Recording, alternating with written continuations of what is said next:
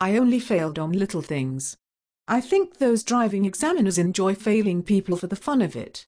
Never mind, Mary. You were just unlucky. You took your test at the end of the week. I expect the examiner already had his full quota of passes. Familiar? If you have not said these words yourself, I guess you have heard someone who has said them. Perhaps you have wondered if there were any truth in them.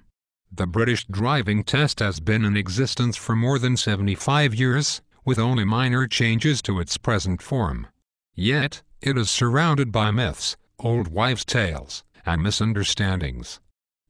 It is worth thinking about why the myths and misunderstandings persist.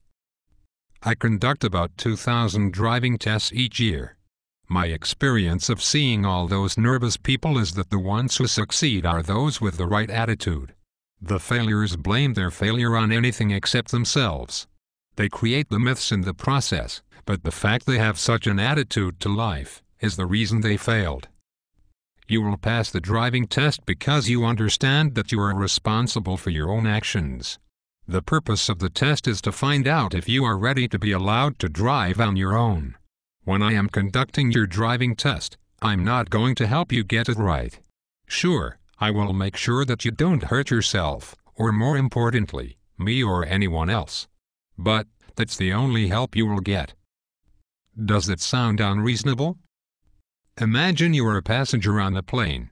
You have just leveled off at 20,000 feet. The flight attendant makes an announcement. Welcome aboard. Thank you for flying with Fated Flights. I'm sorry that your captain has never been able to get the hang of landing safely. When he was taking his pilot's license, he got a bit nervous, and the examiner had to do it for him. But he worked hard to save the money for his flying lessons, and he is very nice to his mother. Great. That's okay then. We can all relax.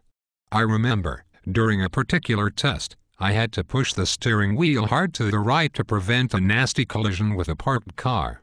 That is not unusual, of course. It happens almost every working day. What made it stick in my mind was the candidate's telephone call to my home the same evening. You have ruined my career. I need a full driving license.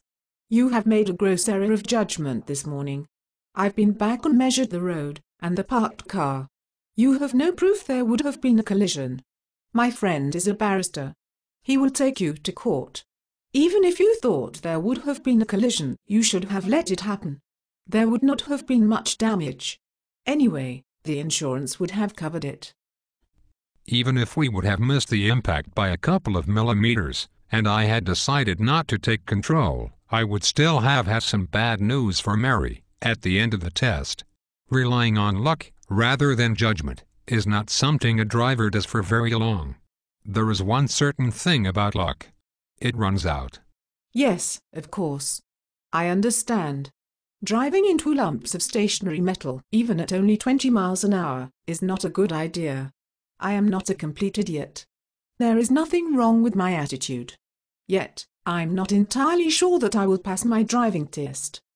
Well, why not? I have not had enough experience. My instructor still has to give me the odd word of advice when I am not sure what to do, or when I am getting things a bit wrong. Then get some more experience. By the time you are quivering in the test center, waiting to meet me, you should be able to drive safely for an unlimited period of time, without your instructor having to open his mouth. You should have practiced doing so. Who is going to help you when you have your full driving license, and things get a bit sticky? Remember, if I have to help you on test, we will meet again. I have got enough experience, but I am still likely to let my nerves get the better of me.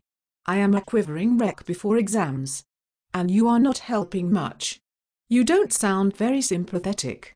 I promise you, I will be as friendly and sympathetic as I can. Of course, you will feel nervous. It is only natural.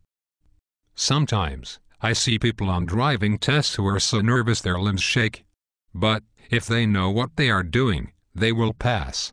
People turn right from the left lane of dual carriageways, drive on the pavement, pull out in front of trucks, because they do not know any better. Or, they have not had enough experience. Competence overcomes nerves. It really does. People really do those sorts of things on test. I thought they failed for forgetting to look in the mirror, or crossing their hands on the steering wheel, or exceeding the speed limit. The myth makers would certainly like you to believe that they, or their pupils, failed only on little things. I will describe in detail the typical causes for failure in a later video.